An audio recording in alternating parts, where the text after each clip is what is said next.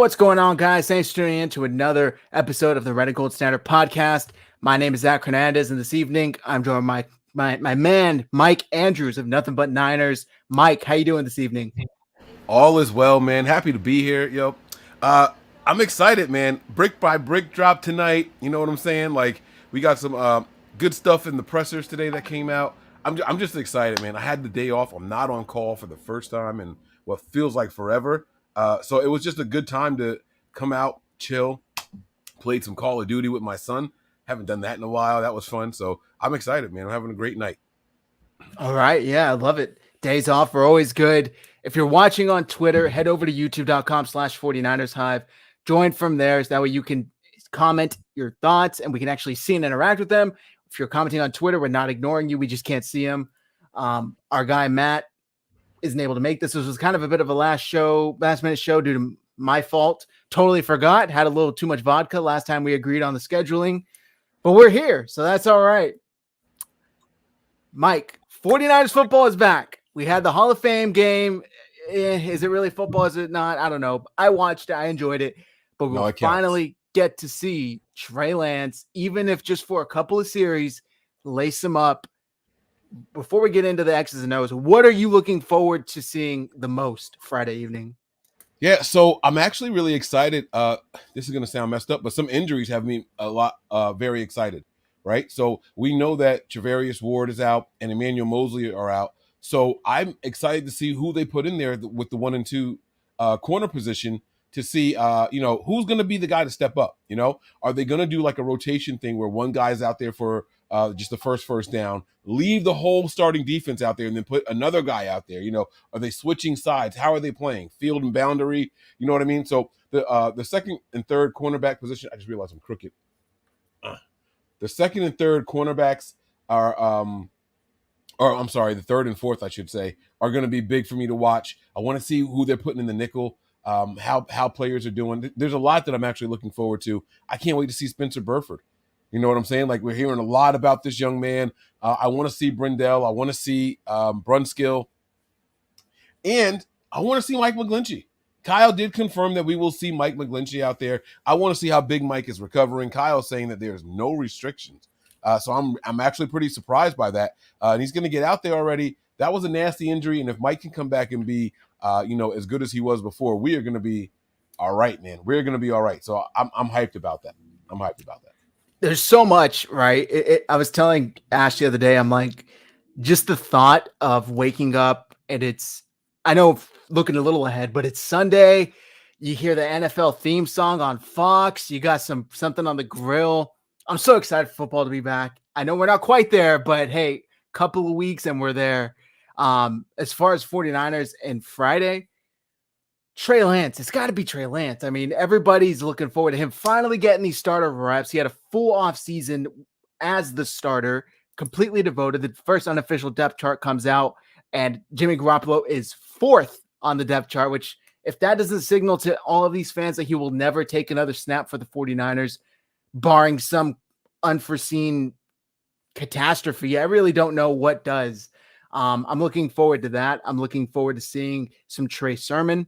I'm looking forward to seeing some Danny Gray, because I've heard all offseason the dude's speedster, nobody can cover him. If they can actually get somebody that can spread the field and catch the ball, that's like the main element this offense has been missing, aside from obviously being able to get the ball there. Somebody to catch it if they actually could. So I'm huge on that. The cool thing about what you're talking about with Jimmy being 4th on the depth chart, Kyle addressed that, and he was like, and he's only listed because we have to. Because he's still on the roster, he has to be listed on the unofficial depth chart. So, you guys take it for what it's worth. Man, Kyle is like just letting it all out the bag, man. Jimmy's like, every time I think, oh man, Jameis Winston got injured, we're going to build up some trade value for Jimmy Garoppolo. Kyle's like, yeah, he's only listed because he's got to be. So it's like, Kyle, what are you doing, man? Like, you're killing me, bro. But it's pretty cool. And, and I didn't even get to mention that, like what you talked about with Danny Gray, right? The wide receiver 3 position doesn't really matter because there's gonna be a rotation of wide receivers at all times anyway. But looking at the Danny Gray versus Jalen Hurd. Jalen Hurd, sorry. Jawan Jennings. I haven't heard a lot of good things about Jawan Jennings this camp. I haven't heard much about him at all. And the few things that I did hear were kind of, you know what I'm saying? So even on the presser, someone gave Kyle Shanahan, they kind of tossed him a compliment for Jalen. Damn it, I did it again for Jawan Jennings. He was like, the comment was something along the lines of, he's been consistent. He's had a great camp, and he was like, "Well, that was OTAs." He right now, Ayuk is doing the best of all the wide receivers. So everyone's stepping up a lot, but he kind of went out of his way to say, "Yeah, but nah." And Kyle hasn't been doing that with these guys right now. So I'm wondering who's going to be the next wide receiver. He starts pushing more, but I'm anxious to see, like you said, Danny Gray and the Jawan Jennings battle as well.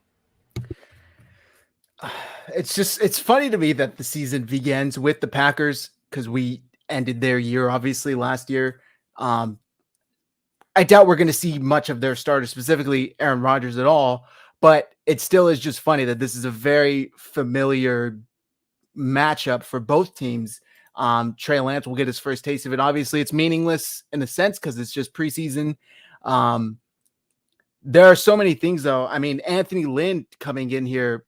It is Anthony Lynn, right? He's the new running backs coach. That's okay. Anthony Lynn coming in here, how the running game is going to work now that Trey Lance is there. Will the 49ers switch into that more zone gap running style? I'm really excited to see it. Let me ask you this, Mike. I've seen a lot of people on Twitter debating as far as will Elijah Mitchell stay as running back one? Will he be pushed? Because I think right now it's like Mitchell, Jeff Wilson, and then Trey Sermon, and then TDP.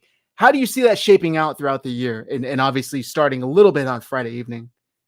Yeah, I was listening to a podcast, and it turns out what they did was Elijah Mitchell was the starting guy last year at the end of the season. So they just put his name first, and then it was in order of tenure, actually. So that's why you got Mitchell as the top guy, and then it's Wilson, Sermon, TDP, and Mason. I personally don't think Elijah Mitchell stays the top guy, and that's not necessarily a knock on him.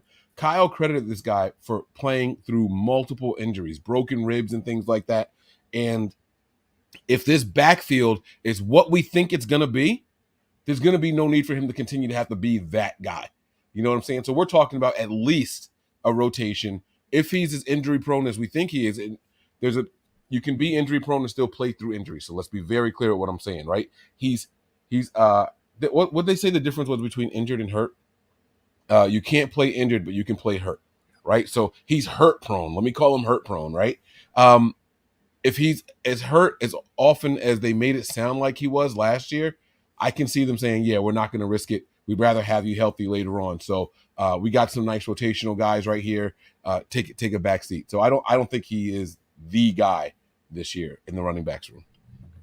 That's really, I want to say it's surprising, but it's also not, because obviously they drafted Trey Sermon we've talked about this all last year. I think they drafted Trey Sermon with the plans of him to kind of be the featured back once they do transition over to Trey Lance, which is happening this year because that style fits more into his style a lot more. But Elijah Mitchell, what he was able to do last year was extremely impressive. So I think it's going to be more of another running back is going to have to come and take it than the 49ers coaching staff, Kyle specifically, will maybe hand it over to one of the younger guys like Trey Sermon. Because he was really good. He was really impressive, especially what he was able to do as a rookie. I think he was like 60 yards short of 1,000, if I remember correctly, something very close. So that's going to be interesting to see how that shapes out. As far as the wide receiver position, Deebo Samuel signed, but he might not be the primary receiver this season. Brandon Ayuk has gotten all of the rave, Mike. He's been hanging out with Trey Lance. They're best friends by the looks of it. They have chemistry. He's unstoppable from every report I've read at training camp. Does that start this season on Friday night? I hope so. I hope we get to see some of the rapport. I'm talking about, Trey Lance drops back to throw. If he throws 5 times, I want 3 targets for Ayuk. I know that sounds crazy, right? But it also, I don't want to see them doing too much with Debo either. You know what I mean? Because I understand the weapon that Debo is, and I understand the weapon that Kittle is. So if Ayuk is the guy looking to say, hey, I'm ready to take the next step, prove it now. Let's go. I want to see him getting the majority of those targets. I don't want to see them using the big names, the proven guys. Fortunately, unfortunately, however you choose to look at it, Kittle is proven when healthy. Debo was proven when healthy. Now you're saying you're the next guy. Let's see it. So I want to see it take off and take flight. You know, they start the brick by brick with him like driving into the stadium and things like that. So it's kind of exciting. It's like they're putting the spotlight on him right away in the new episode of Brick by Brick. So you know, BA, it's his time, man. I'm really really pulling for this guy. I thought last year was going to be his year. Debo was like, yeah, no. And see, we got to change our mentality of thinking, right? I'm thinking, you know, like I understand I would have picked Debo this year. It's a contract year, right? But it wasn't. Players negotiate the year before. So last year was Debo's contract year. He was well aware that he was going to be negotiating his contract this year. So that means that this year is Brandon Ayuk's contract year, right? They can start negotiating. But John Lynch and them said that, you know, we negotiate those guys' contracts later on. The last year of their deal. You know, and they've got that 5th-year option with Brandon Ayuk. So I'm excited. I can't wait to see how they break it down. I agree, man. I think there's so much potential there from Brandon Ayuk. And if you remember, if we all just look back to that draft class that he was taken in, I know a lot of people, myself included, maybe I shouldn't say a lot, but I saw a lot on Twitter, either Henry Ruggs or CeeDee Lamb were the preferred wide receivers for the 49ers. And I remember when they took, was it Kinlaw that year? I was a little bummed, to be honest, because I was not that Kinlaw wasn't a great prospect, but I was tired of them addressing the defensive line with these early first round picks. And I really thought this would be the year they got the wide receiver. And then they trade back into the first round and they get Brandon Ayuk. And I honestly hadn't looked at him much because if I thought if they were going to get a receiver, it would be Lamb, Ruggs, Judy. But I'm excited to see what Brandon Ayuk turns into because he's already been extremely impressive. The way what he was able to do at the back end of last year was very, very nice, especially in a not so heavy passing offense. Before I say it, I should ask you, that's going to change, right, Mike? This is going to turn into a little more, at the very least, balanced running passing offense, or will it stay a stereotypical Kyle Shanahan rush first offense? I think it starts out with the rush first thing.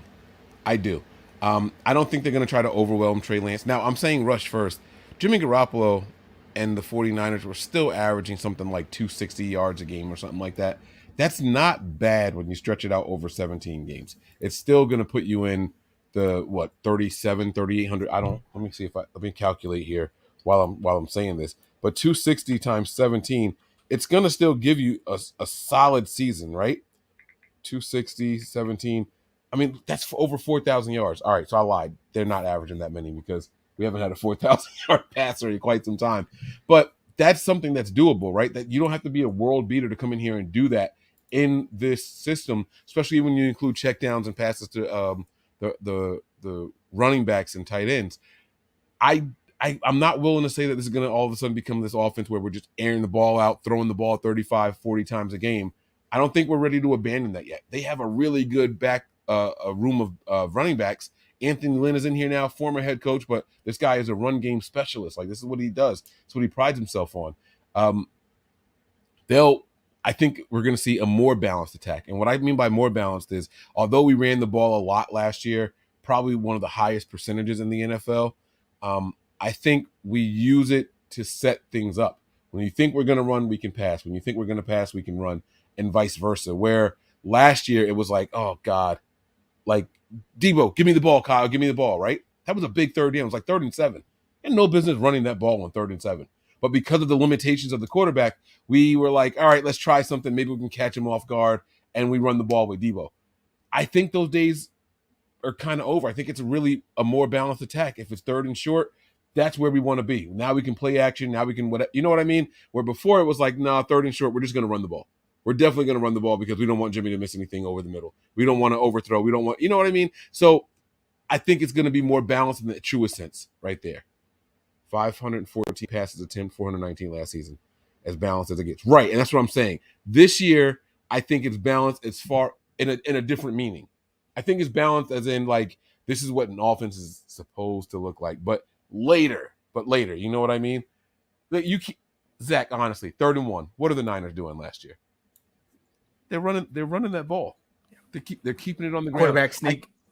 I can't tell you how many times I got frustrated watching them hand it off. And then the running back, by the way, is 6 yards behind the line of scrimmage and trying to like take all the momentum in there. And like they just stuff the hole because you see where he is. You form the mighty duck V right into that spot and just clog that hole. And then we fell short so many times. So, it's cool, but I think we see real balance this year, not just the numbers like that, 514 and 499. I think we see real balance this year. And you touched on it in your answer early on, and I agree with you, is that while Trey Lance likely will help make this more of a pass-heavy offense, he's still very young, and they're going to lean on that run game very, very heavily to start out the year. And as they should. This is a Shanahan offense. They have a fantastic running game. They should take advantage of it while they're still getting Trey Lance up to speed.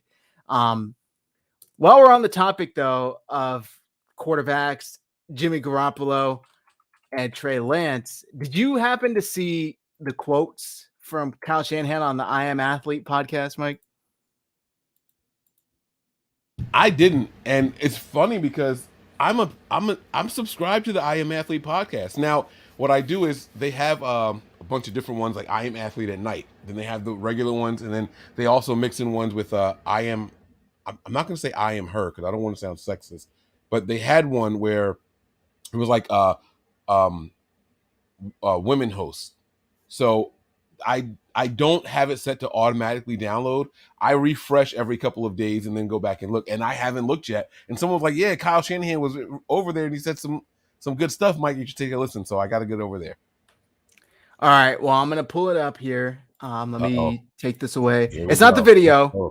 So don't worry, Bleacher Report. Don't claim the video. Whoever owns this is just the quote from the tweet from Akash. He tweeted it out. Just because you're close one year doesn't have anything to do with the next year. What I like about our guys is that we've gotten close twice and they know what a grind that was.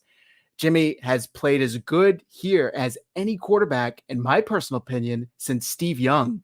And that was a long time ago. Jimmy did some unbelievable things here, and look at his record and look at how close we got. Before I even get your take on that, he fucking cited his quarterback record. The one thing everybody on Twitter is like, that's not a real thing. Quarterback wins don't matter.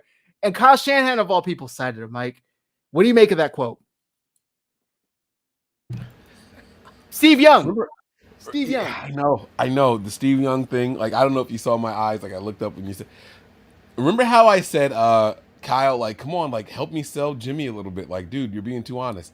Maybe this was the flip. Like, a lot of people listening to this podcast, they were not kind to Jimmy the last couple of times he was mentioned on that podcast. So maybe this was his way of kind of like evening the score a little bit. You know what I'm saying? Like, I have a guy here. He should be respected. I mean, look at this story franchise. Look at the quarterbacks that have been here, Steve Young and Joe Montana, and Jimmy probably had one of the best years since him.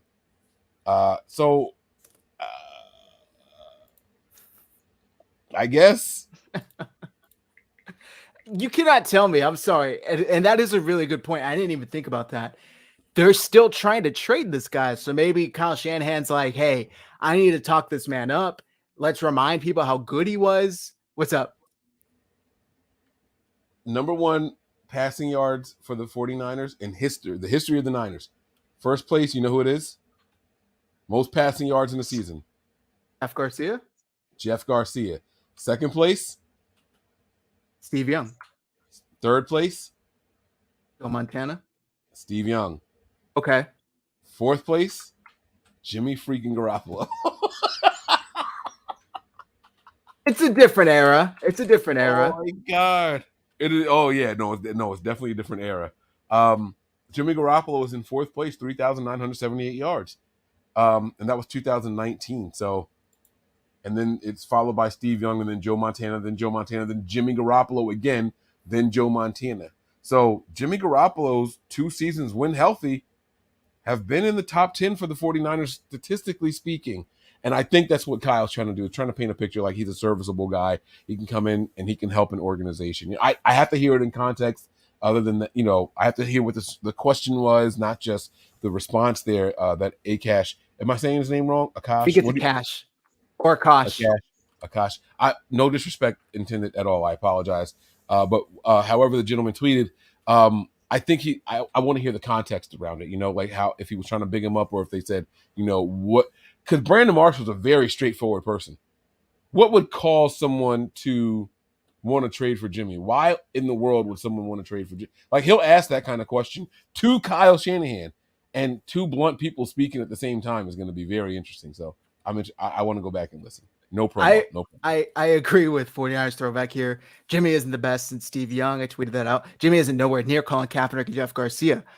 Colin Kaepernick at his peak. I know people remember him as for his running abilities, but let's not forget he was able to sling the rock pretty well too before he regressed in the last year with Harbaugh. But he was doing really good as a passer as well. Jeff Garcia is a much better quarterback than I think he gets credit for. I don't put Jimmy Garoppolo above either of them, in my opinion. I'm just saying, Colin Kaepernick, 21 touchdowns one season, 19 touchdowns the other season. Jimmy Garoppolo, 27 touchdowns, 20 touchdowns. There's an argument to be made if you're looking at the numbers. If you're looking at the numbers, and that's the dangerous part of it all. That's the dangerous part, because you also have to account rushing touchdowns for Colin Kaepernick and things like that. The pistol offense and what it did, not just for Colin Kaepernick, but for the running backs behind him as well. You know what I mean? The fullback. That's when, I'm not going to lie to you guys, man. That pistol offense, Sin is absolutely right. But that pistol offense had me thinking that freaking Bruce Miller was one of the best fullbacks I've ever seen on the planet. I'm not lying. I'm not kidding. Like, Bruce Miller could do no wrong in my eyes until he started beating up old people in hallways. So, it's like, I don't know, man. Like, Cap was a different kind of monster. You know what I mean? But if you're just going to look at the numbers, those are things that's how history is going to remember you, unfortunately. History is going to look at the numbers. 50 years from now, we're going to say, well, I remember watching Cap and he was exciting. He was a lot of fun. But we're going to compare Colin Kaepernick to people who had short-lived careers. And we're going to say, the longevity and this and that and who had better numbers. That's what people are going to – all arguments are going to be settled by the stat book, unfortunately. And that's going to put Jimmy ahead of Colin Kaepernick, guys. Also, I think we have to remember, I don't have the stats in front of me, but from my memory, that was a much lower scoring team because the defense consistently held teams to 14, 17. So the 49ers offense, led by Colin Kaepernick, didn't need to put up 35 a game. Just throwing that out there. This is an interesting tweet, though. That's correct. Right, comment from Collie. Garcia is better than Alex Smith.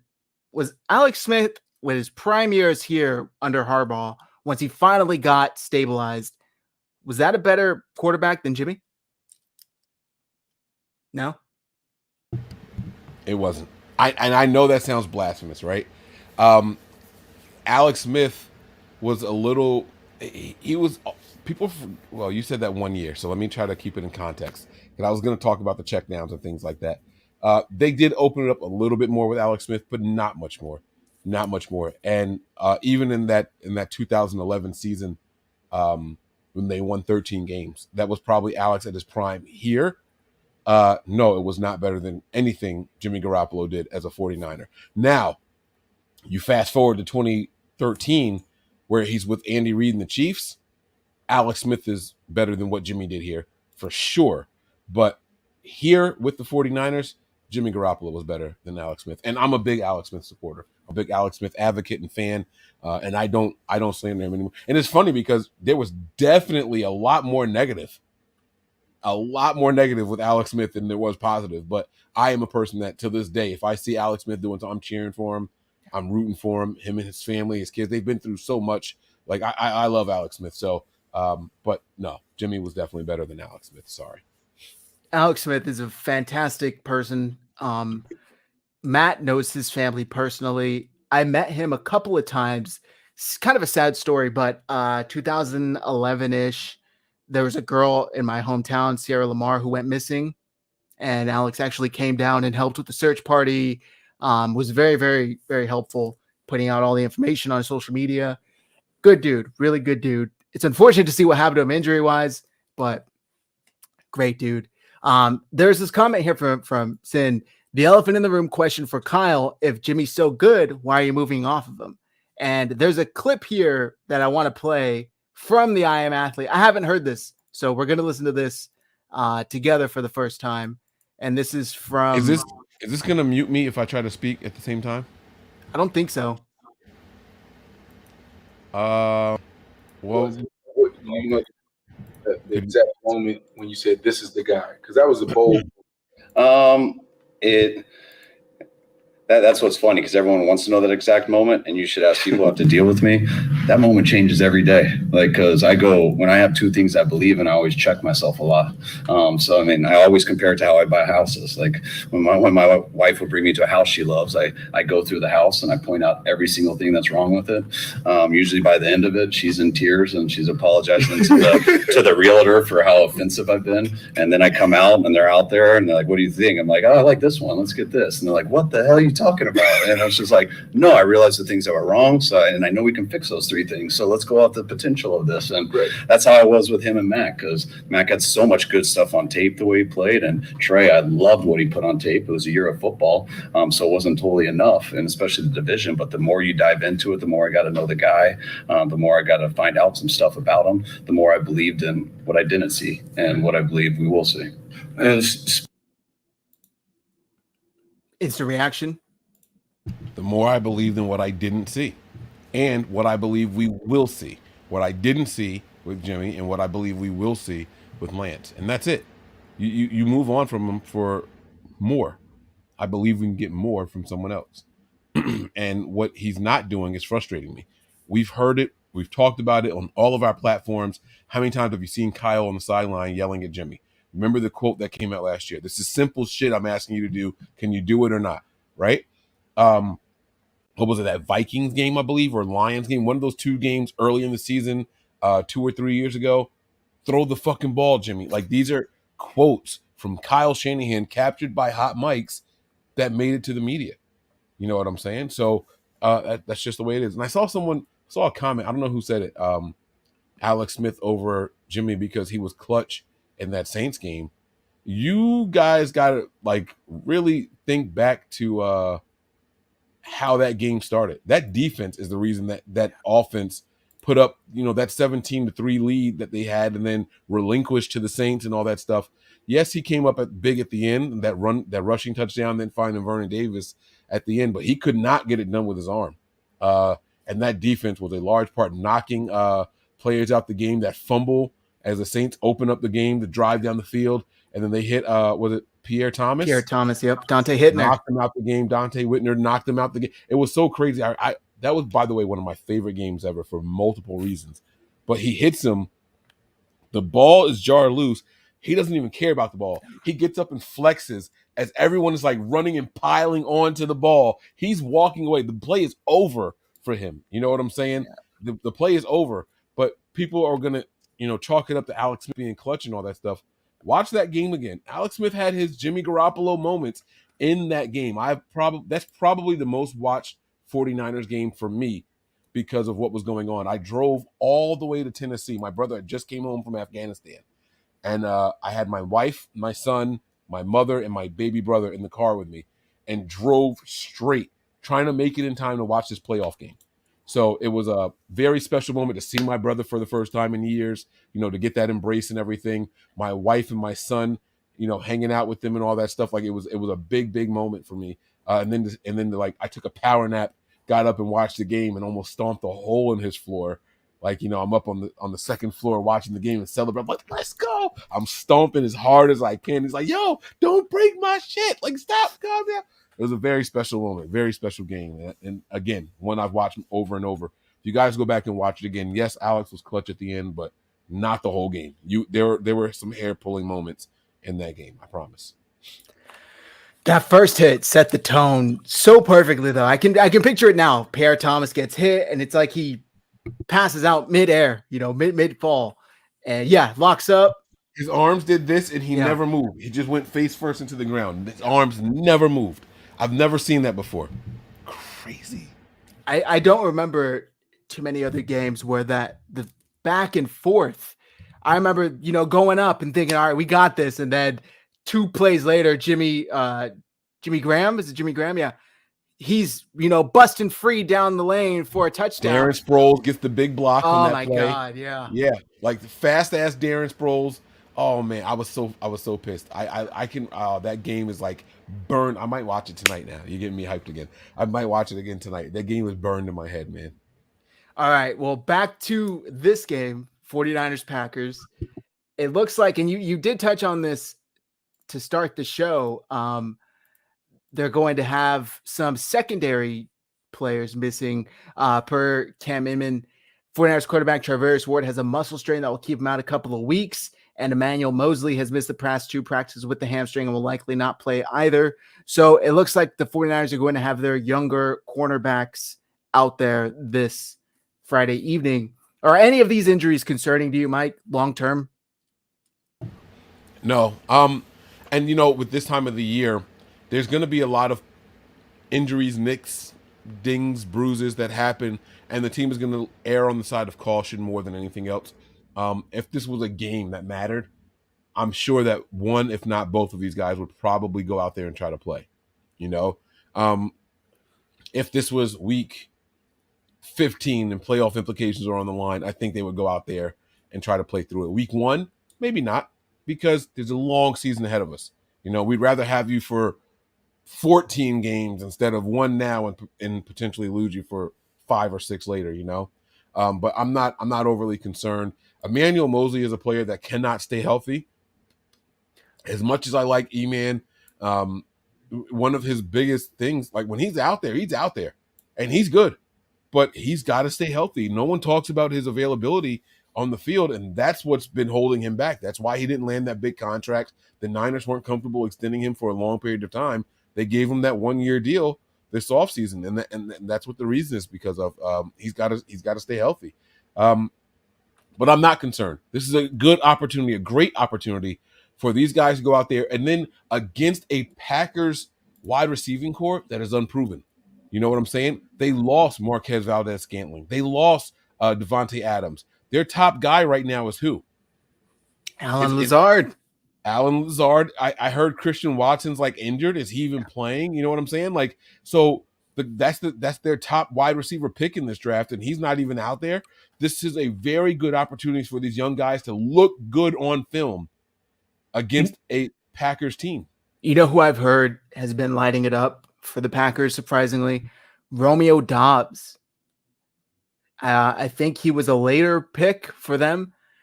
It sounds like from the reports I'm seeing coming out of Green Bay, he's going to get more playing time early on than Christian Watson, aside from the injury, obviously. It seems like he's been able to produce more in the offseason. So we'll see. I know a lot of Niners fans, including myself, wanted Christian Watson. I'm like, why are you flipping me off? Oh no, I had a little eye crusty. Oh, okay. Yeah. Sorry, little eye crusty over here, Callie. That's all. All right, so let's take a look at the unofficial depth chart that I mentioned earlier. See if there's anything that stands out to you. This is Jennifer Lee Chan tweeted it out.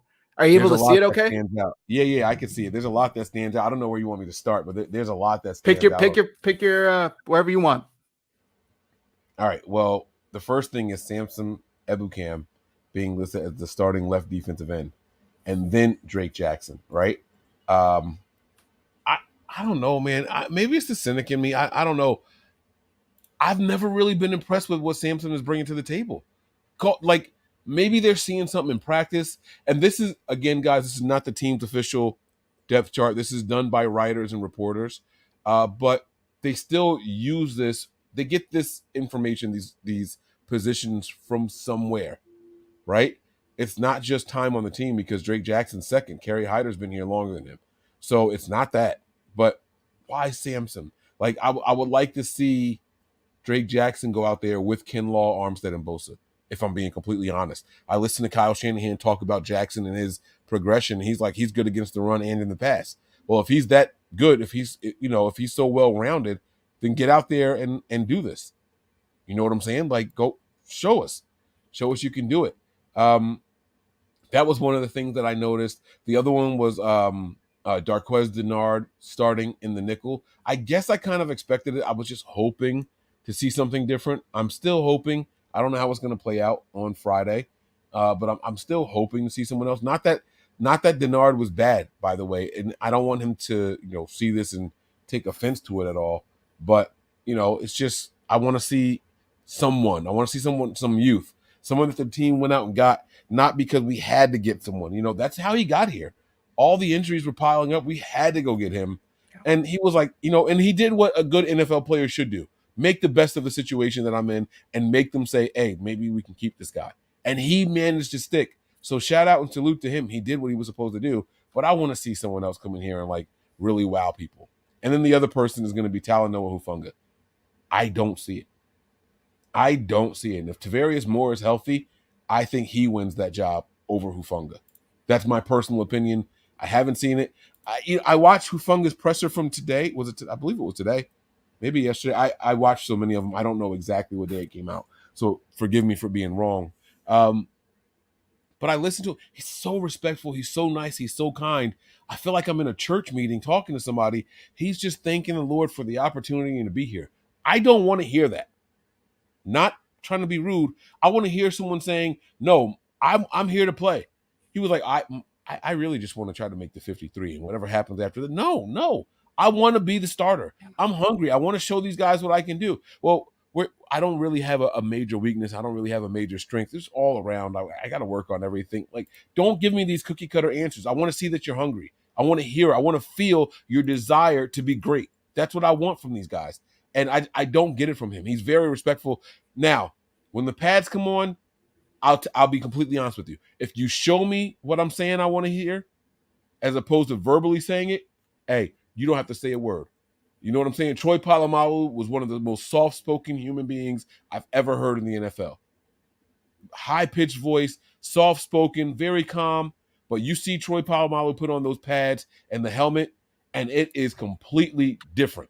And if that's what Hufanga's going to do, then by all means, go ahead and do it. But I don't want to hear that. I don't want to hear that kind of stuff right there. I don't want to hear it. Sorry, Melissa. I know that's your guy.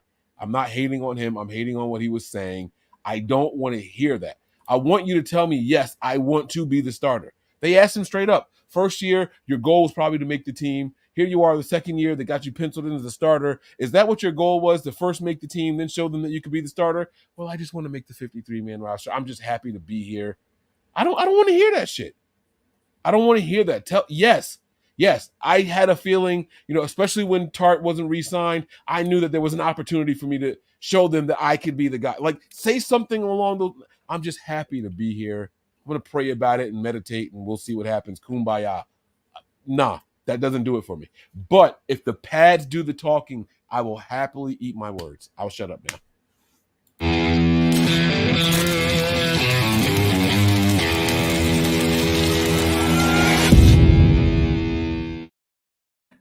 Matt's not here, but I had to do that in the spirit. Mike, you brought that Matt rant spirit there, so I appreciate it. Yeah, the depth chart, some things that stood out to me, you covered a lot, which I really do appreciate, because I don't see a lot of people just look at this and be able to break it down like that. The offensive line, I'm eager to see how that shapes up. Trent Williams, Aaron Banks, Jake Brendel, Spencer Burford. Is it Buford or Burford? I've been saying Burford. Does not mean I'm right. Just I've heard both. Now, if you blow this back up, there is a pronunciation guide at the bottom. Oh, you're right. And if his name's not down there, then it's Burford. It's phonetic, like the way that it's typed. So if it's not there, I do not see it. Yeah, which is pretty cool. I don't know if the pronunciation guide was supposed to get published, but I like that. I don't remember that being on the one from last year. This it probably is the first was. I've ever seen it. Yeah, I was going to say, I don't remember if it was on there. I've seen the team listed separate. I don't remember if it was attached to the unofficial depth chart last year or if it was a separate thing, but I know that I found pronunciation of players' names last year. All right, so I'm going to go with Burford. I've heard great things about him this offseason, so I think he'll likely keep a starting role. And then, like you said, McGlinchey's back from injury, a pretty serious injury for an offensive lineman. So let's see how that shapes out. You're going to piss off Melissa and Matt that you played that one.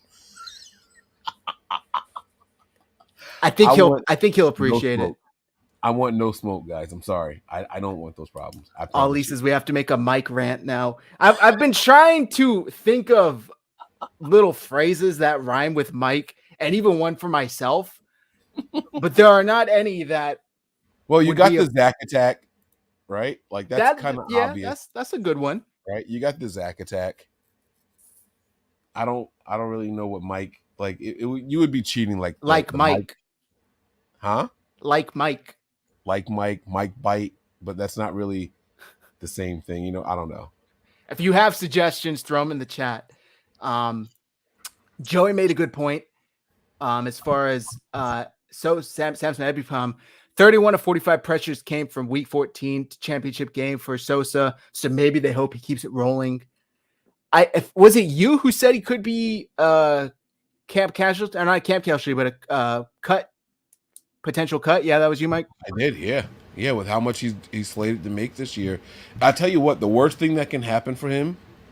Gifts from Gav. Oh, he remembers me from the four. But see, here's my thing. I've disassociated myself with that account because that is not me. I don't do politics. I don't do those kind of things. Like that's not okay. Me. This is a great one. Mic drop. Ooh, I like that. Riggs, you got it. A new graphic will be up on the recap show if Mike can join us. Mic drop. I like that. But I will say, I only thought the worst thing that could happen for him is if some of these other names on here under him end up stepping up. Kerry Hyder looks better than him. Kamoko Toure, Jersey, looks better than him. He will be a cap casualty. What is he, like $5-6 million, something like that, I think, this year? So if all that, if he comes in here and looks like them and they feel like they can get that kind of production out of him, you know what I'm saying? Then he's going to be in trouble. It's going to be a big uphill battle, especially if people think Omenihu is going to be solid. Samson, he's really going to have to do something. Jordan Willis has special team value as well as, and Melissa just said it. Look at that. She never agrees with me.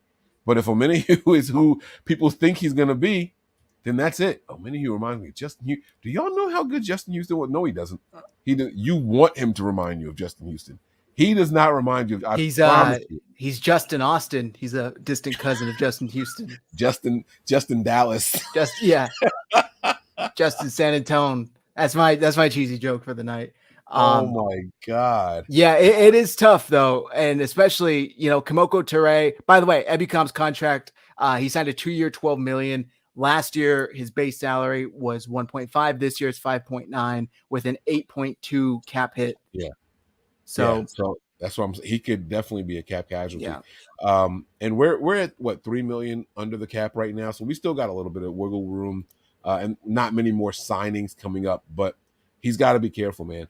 He's got to be careful. God forbid there's a major. So here's what you don't want to happen if I'm Ebukam, right? God forbid there's a major injury or a major setback at corner, and we have to trade for someone who's coming in here with a $7 or $8 million cap hit on that contract. Then they're going to be like, hey, buddy, sorry. We got Kamoko. You know what I'm saying? We have Charles. We got Drake. Like, we prepared for the situation, and that's where he's going to get in trouble. And I don't want to lose a player because of something like that. You know what I mean? So I want the best to play and stick, and hopefully we can stay healthy enough to do that. All right. I like it. I am surprised Kamoko Toure's fourth here. I would have thought he would have been a little higher. But again, it's the first unofficial one preseason. I don't think it matters too much. I'm excited to see what Akeem Spence can bring. Robert Camdiche as well. So I guess we'll see. Is there anything else here you wanted to touch on before we wrap up on the depth chart? At the wide receivers, I can't even find them on this thing. Right here. There was a hiccup that I had at the wide receiver position when I was looking at this thing. It was simple. It was Ray McLeod ahead of Danny Gray. When it comes to reps at wide receivers, I don't think there's ever a situation where Ray is getting more reps than Danny. That said, Ray's roster spot is more guaranteed than Danny's. Does that make any sense? Because he does give you, even if he just gives you 40% at wide receiver on a scale of 100, he still gives you 100% of special teams. That's going to average out to 70%. Where Danny Gray is probably going to give you 20% on special teams and 60% on offense.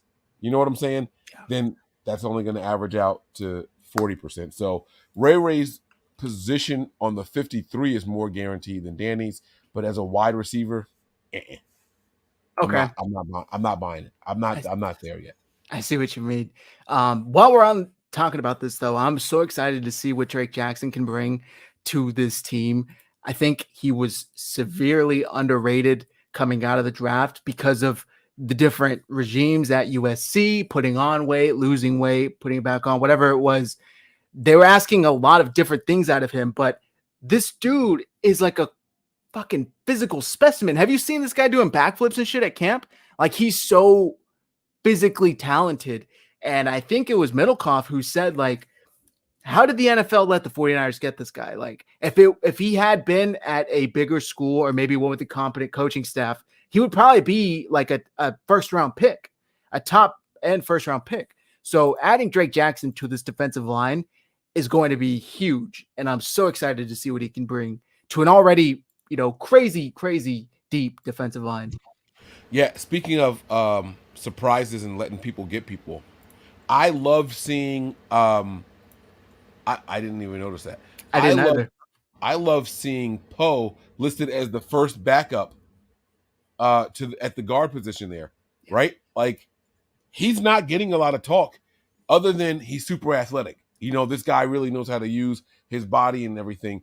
Other than that, you're not hearing he's holding his own in one-on-ones. He's doing this, he's doing that. And it's at guard, not center. So I'm excited. It sounds to me like as soon as the first team is done, Dontari Poe, he's going out there to play. And I'm really excited about that because him and Donovan West were some guys I really wanted to see go out and see what they had. So I'm excited about that. This game is going to be so much fun for me. I don't care about the score. I am watching individuals. Yep. I can't rewind because we do a live watch party on the Patreon, but I'll be going back and watching this over and over. Just rewinding. I'm going to watch the left tackle. Rewind, left guard. Rewind, center. Rewind, right guard. Rewind, right tackle. Like that's what I'm going to do. I'm going to really like watch this game like that, just to see who's doing well, play in and play out. Yeah. I didn't talk about it, but Joey commented Tyler Kroft is listed over Ross Dwelly as tight end position. That's interesting. I wouldn't have expected that. Hopefully Tyler Kroft can bring something for a second tight end. Finally, we're going to go over DeMeco Ryans' thoughts on the matchup, and then we're going to wrap things up. But we have a question from Melissa here. Zach and Mike, who you see the Jets taking from us, because of the Mekhi Becton injury? Do you think they change their plans based on injuries in the league? Do you think Robert Saleh calls up Kyle and says, send over one of your offensive linemen because I lost Becton for the year? No, because Robert Saleh knows that everybody other than the 5 starters are unproven guys. The only proven commodity is a guy playing out of position right now in Brunskill. He's the only one. He's the only one. So I don't think so. If they could get if they can get like a third or fourth for him, like out of desperation, I think I would let Brunskill go for a fourth. But you're really, really leaving yourself thin, especially at that backup position for center. No one else has been getting snaps there. They've like the way they're making it sound with the ones and twos. So they're alternating back and forth with those guys. So I would have to be careful. All right. I don't have any thoughts on that, to be honest with you. I don't know too much of how this line's going to shape up, but I agree with what you just said. This is extremely unproven outside of Trent Williams. So yeah, listen to Raphael 5629ers. Like and subscribe, everyone. It really does help. If you want to support us even more, copy the link, copy and paste it into your social media, Twitter, Facebook, whatever it is. Tell your friends to come check us out. We appreciate all of you guys. Last topic of the night. DeMeco Ryans shared his thoughts. I'm going to pull it up here and I'm going to read a bit of the article with you guys, and then we will share our thoughts on it. So this is for NBC Sports. Let me make sure it's showing right. Okay. So they asked him what he looks for in the preseason game, specifically from the rookies. And he said, a win for me in preseason games is really just to see guys who are young guys, to see those guys when the lights come on, just to see them go out and perform. No coaches on the field with them. Nobody's holding their hand. They have to go out there and compete and do what they've done to get them here. They talked about, unfortunately, Leon O'Neal getting waived by the 49ers, Tariq Castro-Fields, Drake Jackson, and Samuel Womack, rookies like that. And he said somewhere along the line, they went out in games and played well in high school, college, and now I'm happy for guys to get to showcase it on an NFL level. A win for me is just to see our guys go out and compete at a high level, play great technique, and make plays. After 12 days of practice against their own team, second-year defensive coordinator is ready to see how the rookies stack up against new competition. It's a perfect time to evaluate young players' skill set, and with both Jason Verrett and Travaris Ward unable to play, Ryans noted Womack and Castro-Fields could have an opportunity to further prove their worth at cornerback. Quote, everyone is kind of at that point in camp where you're kind of tired of going against the same guy, same offense, same scheme. So it's really a great opportunity for those guys to go out and see if they can truly own the fundamentals and techniques that we've been coaching these guys, pressing and stressing these guys over their techniques and fundamentals. Now, can they go and take it against another receiver, another style of offense? Can they go out and perform and do the things that they've been coached to do? I'm excited to see some of those guys take hold of that and go compete at a high level on Friday. Ryans reflected on his own first preseason game, which came as a rookie linebacker with the Houston Texans in 2006 against Kansas City Chiefs. Like his own players likely will be on Friday night, he went out of the field wide-eyed but excited. Quote, I went out, probably didn't know the defense, didn't know what I was doing, but I just knew to fly around and make plays. I ended up with like 10 tackles in the first half, and Coach Kubiak and Johnny Holland were like, we can get him out of here. That's our starting linebacker. That's all I'll read for now. Obviously, he's excited to see these rookies get out there and get some play, show that they can belong in the NFL. Who do you think he's most excited to see get some light from the defense as far as the rookies, if there is one more than other? I guess if that makes sense. I think it's going to be Castro-Fields and Womack. If I have to pick just one, I would go with Castro-Fields. I think he has the athletic, I think he has the athletic profile that would get his attention and see if he can get something out of this guy. You know what I mean? It was that you read a lot of really, really good stuff, and my favorite part of his entire interview was in there. But that I would go with him. I would go with Castro-Fields. Well, don't bury the lead. What was your favorite part? Well, because that's not what you asked me about. That's fine. That's fine. One, hearing that his rookie season, Johnny Holland was his linebackers coach, and Johnny Holland is still his linebackers coach. Just he's ahead of him now. He's like leapfrog Johnny. Was very impressive to me. It speaks to Johnny loving the position and loving what he's doing. And this is someone that I've been praying for a long time. I had his son on our show doing an interview with him and everything, and Johnny battling cancer and things like that. Like, he's been someone I've been really, really hoping and pulling for.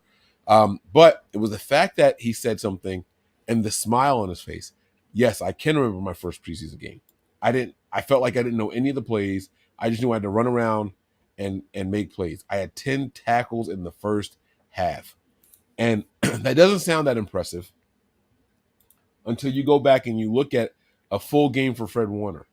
8 tackles is a good game for Fred Warner. You understand what I'm saying? So for a guy to be that quick to be able to make plays and make that many tackles without knowing the playbook, that says something.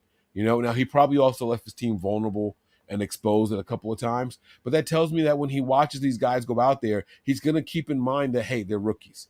Hey, this is their first time out there. They don't remember everything. They're not going to be perfect. I know I wasn't perfect the first time I went out there, and look at me. I had, for all intents and purposes, a Hall of Fame career. You know what I'm saying? So it lets me know that this guy, like I kind of get mad at Kyle Shanahan when I hear him critique wide receivers, right? He's the hardest on wide receivers because that's the position that he played. But Kyle, you didn't even do it at a pro level. You did Thank it at you. college. You barely did it in college, and then you like come in here and crucify these young men, and you're so hard on them. Well, here's a guy who not only did it in college, but he did it in the pros. And not only did he do it in the pros, he did it at a Pro Bowl level. Not only did he do it at a Pro Bowl level, he did it at an All-Pro level. And he's probably going to be a Hall of Famer. And he can sit there and humble himself and say, yeah, I remember my first time. I didn't know what the hell was going on, but I just knew to run and make plays, right? It's just the perspective. It's the way you look at these guys, and I have an appreciation for that. I sincerely enjoyed watching him smile. He lit up. If you watch it, his whole demeanor changed when they asked him about it, and so that's what made me happy. He's not going to crucify these guys for making a couple of bad plays. He's going to completely understand what they're going through in that moment. But he's also, when it's all said and done, right, and they go out there and they put the film on afterwards, and these guys are having bad moments on the field, he's going to say, hey, look, don't worry. Hey, I'm going over this with you because I have to. But this is important that you learn from it because I made these same mistakes my first time out there. So it's not going to be something that just happens in the locker room where he's saying this and they're thinking, oh, this is just coach talk. I said it at the presser. I put it out there. I had no idea what I was doing my first time out there. This is your first time out there, Rook. Just go out there, make plays, and have fun. And we'll take care of the rest. That's our job to get you ready. So I like that. That was my favorite part of the whole presser. You know, maybe this is me totally forgetting, but I don't hear many other coaches that often say it is about having fun at this high of a level. That's something you hear in high school, Pop Warner, Little League, but NFL, rarely do you hear them say, oh, at the end of the day, it's about having fun.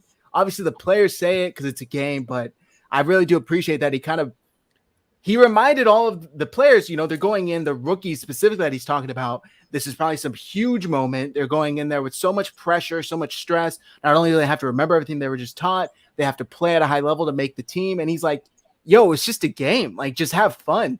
You guys have been doing this already. He said it. I like the way he said it. I assume they played at a high level either in high school or college if they're here. Mm-hmm. So you've already done it. Just continue to do it. Right. There's so much to look for on Friday night.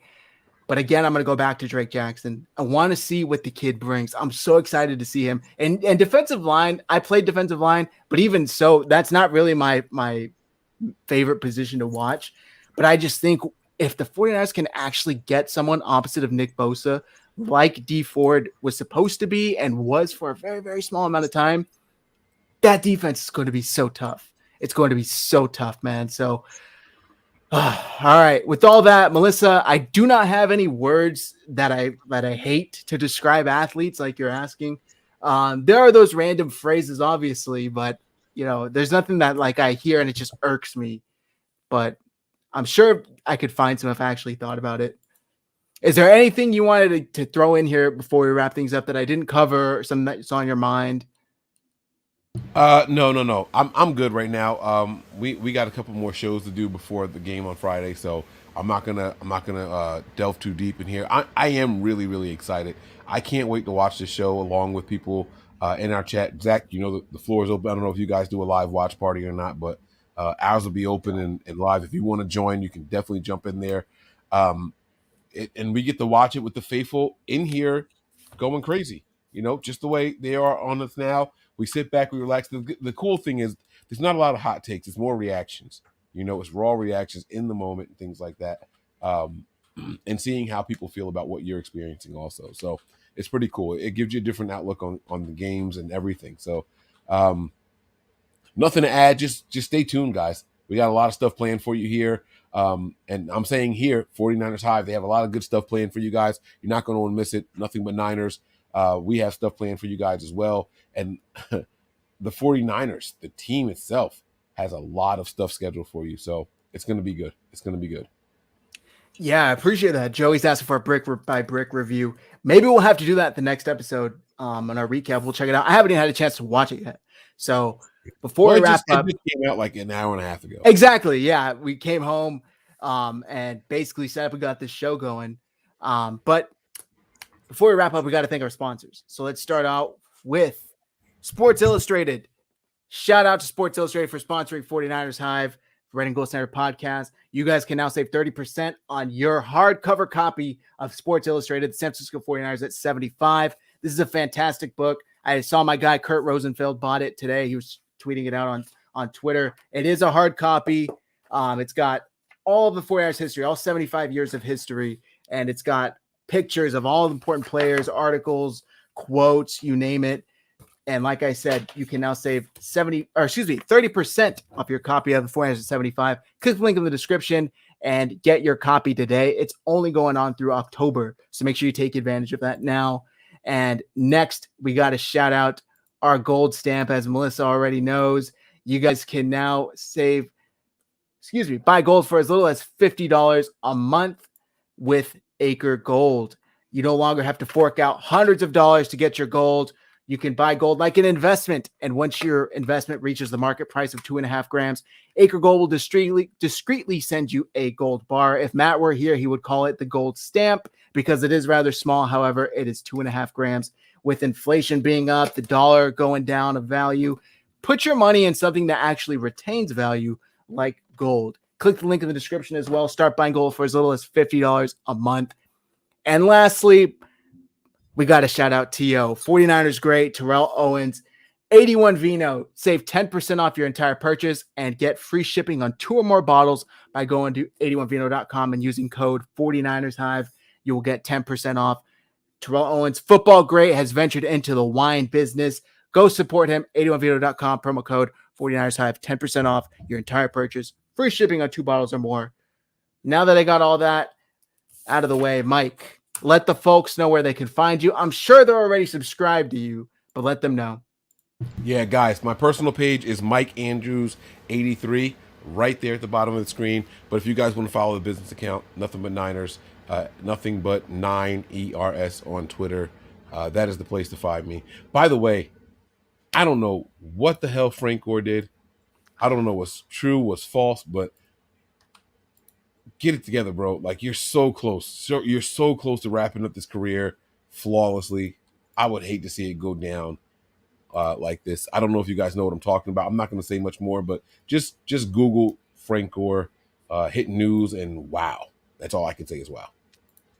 I'm waiting for more details to come out before I discuss it because it is extremely uncharacteristic of him, and I'm hoping something comes out that either disproves the story or explains it a little more, which I don't really know what information could come out that would explain it, but I'll leave it at that. But guys, go ahead.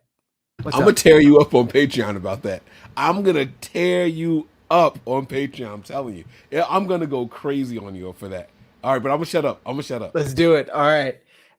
If you guys don't know yet, Mike and I host a show on the Nothing But Niners Patreon channel called Return of the Mac. It is once a week. Go and check that out. Subscribe to the 49ers to the Nothing But Niners Patreon if you haven't already. And like Mike said, we're bringing you a lot of content for you guys. We will be doing 2 shows a week now that the season is here. We'll be doing a preview show like tonight and a recap show immediately after the game ends. After Kyle Shanahan's press conference is usually when Matt and I go live. So hit like, hit subscribe if you haven't already. We appreciate all of the new subscribers we've got. You can find me on Twitter, handles on the screen at Zach Hernan. Follow 49ers Hive. Follow Red and Gold Standard Podcast. Thank you, everybody. Have a great evening, and we'll see you Friday after the game.